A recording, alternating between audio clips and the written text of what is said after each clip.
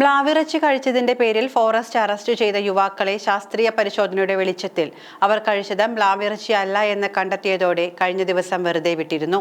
തൃശൂർ ജില്ലയിലെ മുപ്ലിയത്ത് നിന്ന് ചാലക്കുടിയിലെ ചുമട്ടുതൊഴിലാളി സജീഷും വണ്ടി ബ്രോക്കർ ജോബിയും പിടിയിലായ സംഭവത്തിലാണ് ഇന്നലെ വഴിത്തിരിവുണ്ടായത്. കഴിച്ചത് പോത്തിറച്ചിയാണ് എന്ന പരിശോധനയിൽ തെളിഞ്ഞു. എന്നാൽ ഈയൊരു സംഭവം ജീവിതം തന്നെ തകർത്തിരിക്കുകയാണ് ഒരു യുവാവിന്റെ. പോത്തിറച്ചിയാണെന്ന് കരഞ്ഞു പറഞ്ഞിട്ടും വനംവകുപ്പ് വിശ്വസിക്കാഞ്ഞതോടെ സുജീഷിന് നഷ്ടമായത് കുടുംബവും ജോലിയും അടക്കം ഭാവി ജീവിതമാണ്.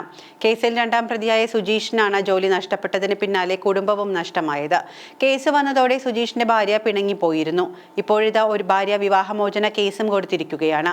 2 കുട്ടികളുടെയും മാതാപിതാക്കളുടെയും സംരക്ഷണം സുജീഷിനാണ്. ഇവരെ പുലർത്താൻ രാത്രി ഓട്ടോ ഓടിക്കുകയാണ് ഇയാൾ. മാനസികവും ശാരീരികവുമായി പീഡിപ്പിച്ചാണ് വനംവകുപ്പ് കുറ്റം സമ്മതിച്ചത് എന്ന് സുജീഷ് പറയുന്നു. ചെയ്യാത്ത കുറ്റത്തിന് ജയിലിൽ കിടക്കേണ്ടി വന്നെങ്കിലും ജോലി തിരിച്ചു കിട്ടണമെന്നാണ് സുജീഷിന്റെ ആഗ്രഹം. കേസിനെ തുടർന്ന് യൂണിയൻ ജോലിയിൽ നിന്നും സുരേഷിനെ മാറ്റി നിർത്തിയിരിക്കുകയാണ്. ചാലക്കുടിയിലെ യൂണിയൻ തൊഴിലാളിയായിരുന്ന സുജേഷിനെയും ജോബിയെയും മ്ലാവിറച്ചി കൈവശം വെച്ചതായി ആരോപിച്ച വനംവകുപ്പ് കേസെടുക്കുകയായിരുന്നു. ഇരുവരും ഈ കേസിൽ 35 ദിവസം ജയിലിൽ കഴിയേണ്ടതായും വന്നു. കഴിഞ്ഞ ദിവസം വന്ന ഫോറൻസിക് ലാബ് പരിശോധനാ റിപ്പോർട്ടിൽ പിടിച്ചെടുത്തത് പശു വിഭാഗത്തിൽപ്പെടുന്ന ഇറച്ചിയാണെന്ന് വ്യക്തമായി. ഇനി ഈ റിപ്പോർട്ട് സമർപ്പിച്ച FIR റദ്ദാക്കണമെന്നാവശ്യപ്പെട്ട് ഹൈക്കോടതിയിൽ ഫയൽ ചെയ്ത് കുറ്റവിമുക്തനാകേണ്ട നടപടിക്രമങ്ങൾ പൂർത്തിയാക്കാനുള്ള തയ്യാറെടുപ്പിലാണ് ഇരുവരും. കേസിലെ 1-ാം പ്രതിയായ ജോബിയുടെ വീട്ടിൽ നിന്നാണ് വനംവകുപ്പ് ഇറച്ചി പിടിച്ചെടുത്തത്. 1-ാം പ്രതിയുടെ വീട്ടിൽ തെറ്റായ വിവരത്തിന്റെ അടിസ്ഥാനത്തിലാണ് പരിശോധന നടത്തിയത് എന്നാണ് ഇവരുടെ അഭിഭാഷകൻ PS വിഷ്ണുപ്രസാദ് ആരോപിക്കുന്നത്. FSLR റിപ്പോർട്ട് പ്രകാരം ഇറച്ചി കന്നുകാലിയുടേതാണ്. 2-ാം പ്രതി ചുമട്ടുതൊഴിലാളിയാണ്, ഇറച്ചി വ്യാപാരിയുമാണ്.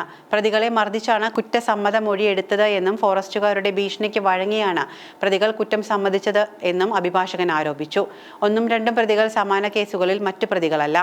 വനംവകുപ്പ് ഉദ്യോഗസ്ഥർ ഇവരെ കുടുക്കുകയായിരുന്നു. നേരത്തെ പ്രതികളിൽ ഒരാളും വനംവകുപ്പ് ഉദ്യോഗസ്ഥരുമായി തർക്കമുണ്ടായിരുന്നുവെന്നും അഭിഭാഷകൻ കുറ്റപ്പെടുത്തുന്നു. സ്റ്റേഷനിൽ എത്തിച്ചപ്പോൾ ജോബിയെ അറിയുമോ എന്നായിരുന്നു ചോദിച്ചത്. മേശപ്പുറത്ത് ഇരിക്കുന്നത് കാട്ടിറച്ചിയാണെന്ന നിലപാടിലായിരുന്നു ഉദ്യോഗസ്ഥർ. ഞാൻ കൊടുത്തത് ബീഫാണ് എന്ന് പറഞ്ഞിട്ടും കാര്യമുണ്ടായില്ല. കാട്ടിറച്ചി അല്ല എന്ന് തെളിയിക്കാനാണ് പറഞ്ഞത്, സുജീഷ് പറയുന്നു. മാനസികവും ശാരീരികവുമായി ഉപദ്രവിച്ച് കേസ് തലയിൽ കെട്ടിവെക്കുകയായിരുന്നു. ഇരിങ്ങാലക്കുട സബ് ജയിലിൽ 35 ദിവസം കിടന്നതോടെ ആകെ തകർന്നു. എന്റെ നിരപരാധിത്വം തെളിയിക്കാൻ കഴിഞ്ഞതിൽ സന്തോഷമുണ്ടെങ്കിലും അനുഭവിക്കേണ്ടി വന്നതൊന്നും മറക്കാനാകില്ല എന്നാണ് കണ്ണു തുടച്ചുകൊണ്ട് സുജീഷ് പറയുന്നത്. ഒരാൾക്കും ഇത്തരത്തിൽ അനുഭവം ഉണ്ടാകരുത്. അതിനായി കുറ്റക്കാരായ ഉദ്യോഗസ്ഥർക്കെതിരെ നിയമ നടപടിക്കൊരുങ്ങുകയാണ് സുജീഷ്.